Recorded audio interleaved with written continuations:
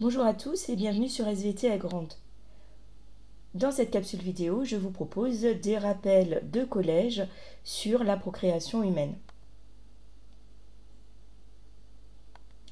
Le phénotype d'un individu est l'ensemble de ses caractères observables, que ce soit à l'œil nu ou à l'échelle microscopique.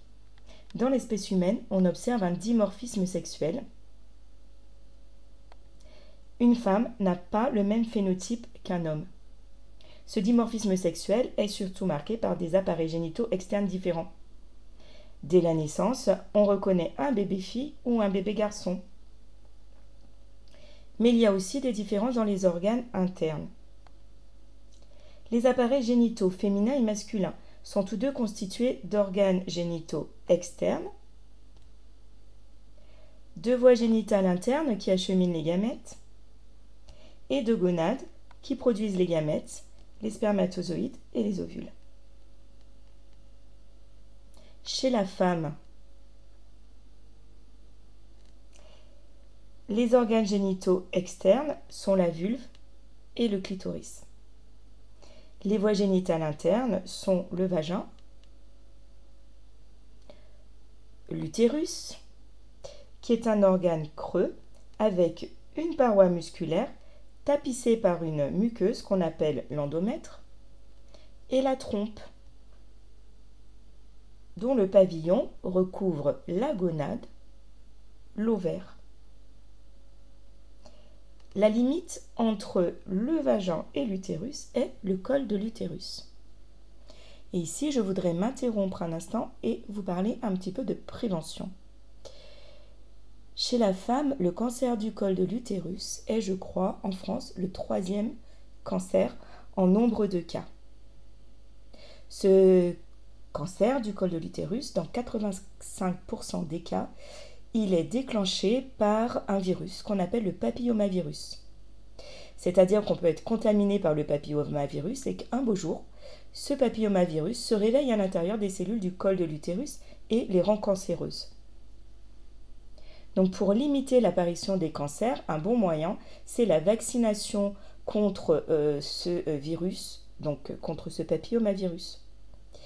Cette vaccination, elle concerne les filles, mais aussi les garçons.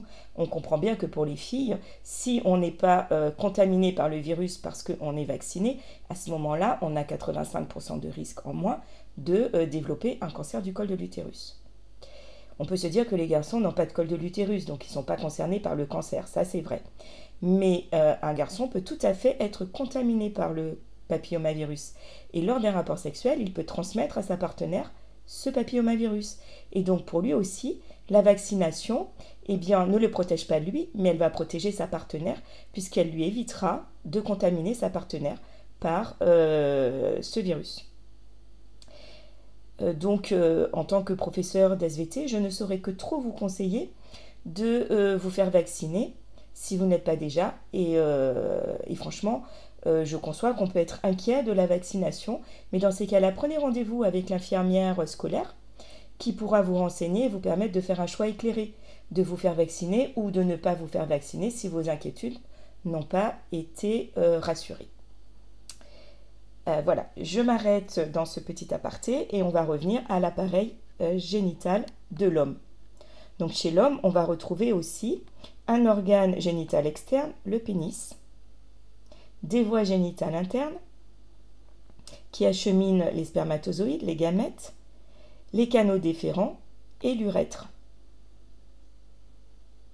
Les testicules sont les gonades où sont produits les gamètes et elles sont coiffées par l'épididyme, qui est le lieu de stockage des spermatozoïdes après leur formation.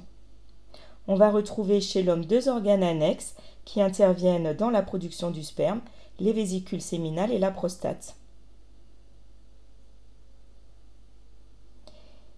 Les hommes et les femmes ont des organes génitaux différents car ils possèdent des chromosomes sexuels différents. Dans l'espèce humaine, il y a 23 paires de chromosomes. Sur ces 23 paires, 22 paires sont des chromosomes non sexuels. La 23e paire intervient dans le déterminisme du sexe. Chez la femme, ces chromosomes sexuels sont de grande taille. On les appelle les chromosomes X. Chez l'homme, on va retrouver un chromosome X et un petit chromosome Y. Ainsi, dans l'espèce humaine, dès la fécondation, il y a détermination génétique du sexe. La cellule œuf à l'origine du futur individu contient soit les deux chromosomes X et alors le bébé aura des organes génitaux féminins, soit la cellule œuf contient un chromosome X et un chromosome Y et le bébé aura des organes génitaux masculins. On verra dans une prochaine vidéo par quel mécanisme le petit chromosome Y détermine la formation d'organes masculins, car c'est un petit peu compliqué et ça ne concerne pas les rappels de collège.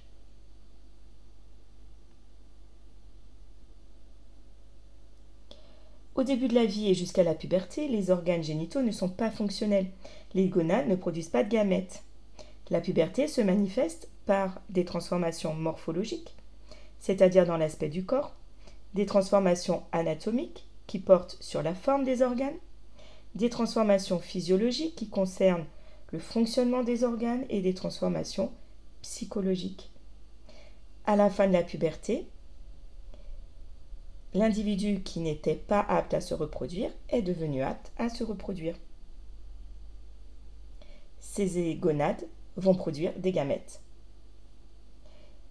En même temps que les transformations qui portent sur les caractères sexuels secondaires que je viens de citer, l'appareil reproducteur augmente de volume chez la fille comme chez le garçon. On verra augmenter la taille des ovaires et la taille de l'utérus, la taille du pénis et la taille des testicules. Et donc, comme je l'ai dit, les ovaires commencent à produire des ovules.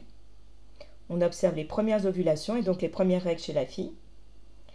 Les testicules commencent à produire des spermatozoïdes et on observera les premières éjaculations chez le garçon. Les gonades produisent aussi des hormones. Des œstrogènes et la progestérone chez la fille, de la testostérone chez le garçon. Ces hormones déterminent l'apparition des caractères sexuels secondaires et participent au fonctionnement des appareils reproducteurs. Le dosage des hormones dans le sang montre une augmentation très importante des œstrogènes chez la fille. Donc ici, on a dosé un des œstrogènes qui est l'œstradiol. On observe une augmentation à partir de l'âge de 9 ans. Une augmentation, c'est quasiment multiplié par 10. Et chez le garçon, le dosage de la testostérone montre, à partir de l'âge de 10 ans, une augmentation aussi massive de testostérone, puisque là, c'est presque multiplié par 500, la quantité de testostérone dans le sang. On remarque qu'il y a un léger décalage. Les hormones augmentent plus précocement chez la fille, 9 ans, que chez le garçon, plutôt 11 ans.